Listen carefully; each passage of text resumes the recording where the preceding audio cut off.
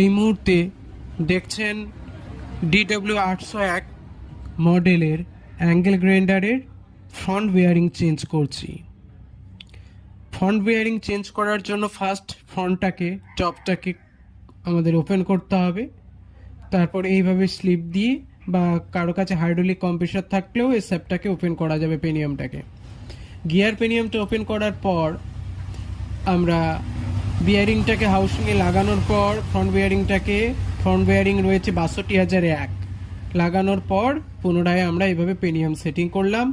করার পরে আমরা গ্রাইন্ডারে সেট করে নিলাম, দেখলাম ওকে, আর কোনো টালটামাল নেই এবং এবি ওয়াশারটাকেও লাগিয়ে দিলাম। ওকে, এবং ভালো লাগলে সাবস্ক্রাইব করবেন, পাশে থাকবেন।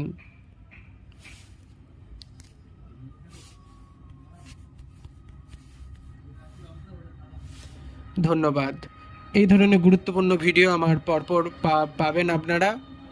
সাবস্ক্রাইব করে পাশে থাকুন।